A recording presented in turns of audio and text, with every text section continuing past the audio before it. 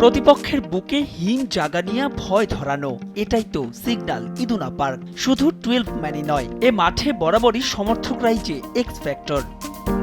France Germany মর্যাদার লড়াই। তবে গেল কয়েক মৌসুমের বিবেচনায় চলতি মৌসুমে দুদলেই কমেছে ফুটবলীয় নামের ভারিক্কি। ডাগআউটের লড়াইয়ে এনরিকে ইডেন টেডিচের ট্যাকটিক্সের পরীক্ষা। 4-2-3-1 ফরমেশনে প্রথম আক্রমণটা বরুসিয়া ডর্টমুন্ডেরই। সত্যিকারের জার্মান ফুটবল বোধহয় এমনই, বল ধরে রাখার কোনো তাড়া নেই, তবে পাল্টা আক্রমণেই প্রতিপক্ষের জমাট রক্ষণ ভাঙা। 14 মিনিটে স্যাভিজারের শট আটকান জিয়ানলুইজি দোনারুম্মা।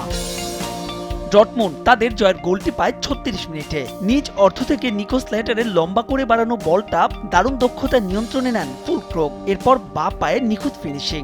জার্মান ফরওয়ার্ডের গোলটার পর যেন একটা ছোটখাটো ভূমিকম্প হয়ে গেল স্টেডিয়ামে। সমর্থকদের বাঁধ ভাঙা উল্লাস।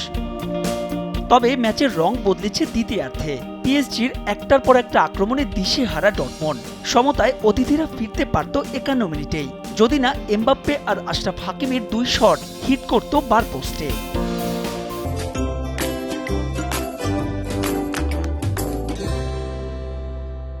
ষাট মিনিটে ব্যবধান বাড়ানোর সুযোগ ছিল ফুলক্রোগের সামনে।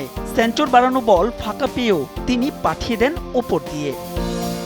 ৭৯ মিনিটে সুযোগ নষ্ট করে প্যারিসিয়ানদের হতাশ করেন দেমবেলেও।